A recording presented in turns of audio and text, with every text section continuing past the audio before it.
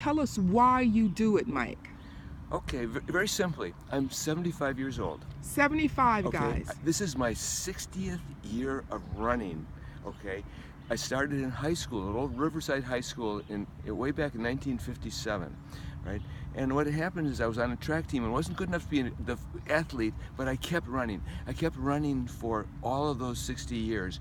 During the summer season and winter, I shovel snow and do those things, right?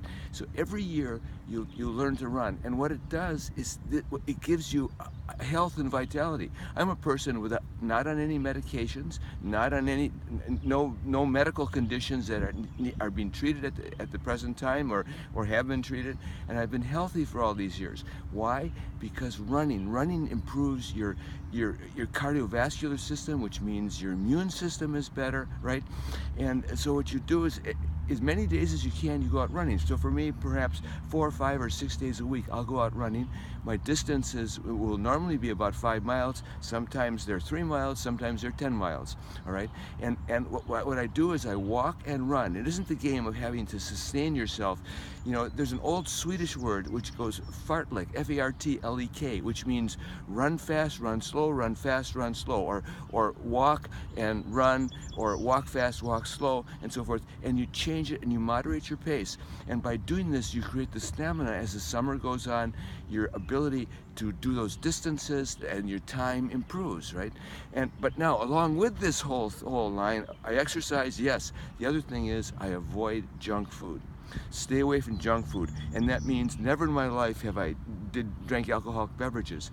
I never smoked, right? So stay away from that type of nonsense. I stay away from factory food. There are aisles I won't walk down in the grocery store, like the soda water and potato chip aisle. That's junk food to me. Let me ask you this, Mike. How did you get so smart? At 75 years old, soon to be 76, how did you get so smart? Well, you know where a lot of smarts comes from? It's just by maintaining a clear head. When you run and you're physically strong and able to do things, you become smarter. You see things, you're more aware, right? And that's what you do. But you also look in books. You look in books, on health books, on food books and so forth. What nutrition does the human need to survive? And don't overfeed yourself, which Let is me the issue. ask you this. So, what what does your meals look like? Give me what does your Well, meal look okay. like one day? Okay, let's for example, let's take breakfast time, right?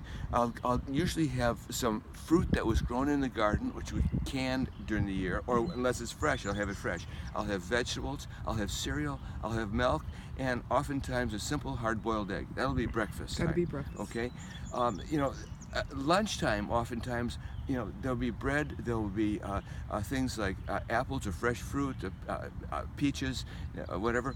And then at supper time, a small quantity of meat. Never overeat meat, right? Usually I prefer to have fish kind of meats, like salmon or Trout. trout or something of those, you know, foods of that type. Mm-hmm. And then with some basic things, you know, vegetables, you know, including things like potatoes and carrots and broccoli, Brussels sprouts, right? And not smothered like in milk. butter and No, gravy. no, I don't use butter at all. I never put butter on things. And I bake my own bread, because when you go in the store, you get a list of ingredients by the bread. You say, what are these chemical things? I don't know. You don't know. So what I do is I get just plain flour, white flour, and the brown flour, right? And we mix them and make a kind of a whole wheat mix. And I use olive oil, which is a relatively neutral oil. It's not a highly saturated terrible oil like some of them are, and you know, just the simplest ingredients to make bread, yeast breads. And so I do that kind of thing.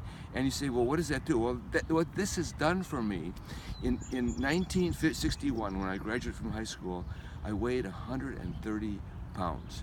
Today I weigh 131 or 132 pounds. Wow. I've been the same weight. Only one period I got near 140, but that was one of those springs we were done shoveling. It was a little too early to snow. But otherwise, exercise holds the weight down. Yes. See, and when It holds your weight down and it makes you feel good, right? Mentally, right. Mentally good, right? You feel alert.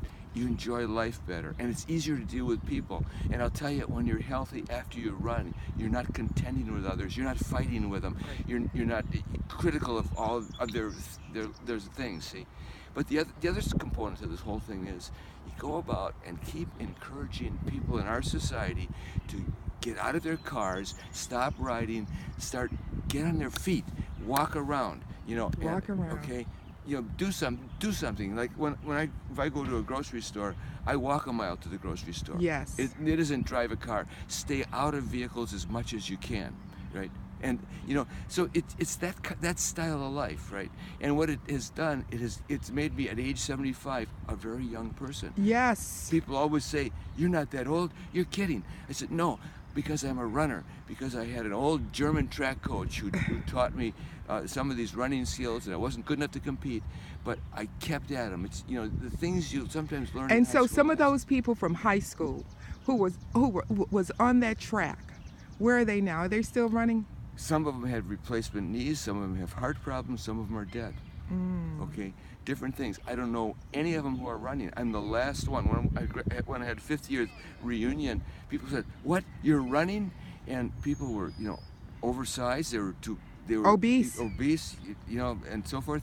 And it was like, "You're still running?" Yeah, and I like to sometimes compete in masters events where I run 10,000 meters. 10,000 meters is 6 miles. Wow. And in 2009, I got the gold medal for the National Masters meet. And for that. And what was it? This is the kid who couldn't compete in high school, but the kid who persists. And there's a thing in our world I about love it. saying what you can do is if you persist, go out and walk and run every day. At first you'll say, "Well, it didn't improve it in 1 day or 2 days." No, it improves it over time. And if time is months, if it's years, it improves it. And whatever you get out of it, even if you don't lose weight, you gain a kind of vitality, Yes. and your immune system is better. You'll be sick less, you'll be happier, and so forth. Thank you, Mike. How's that? It was beautiful. Thank you. Okay, welcome. Y'all heard it from Mike, 75 years old, soon 75 years young, soon to be 76. You know what? Continue to do what? Persist, persist, persist. Thank you.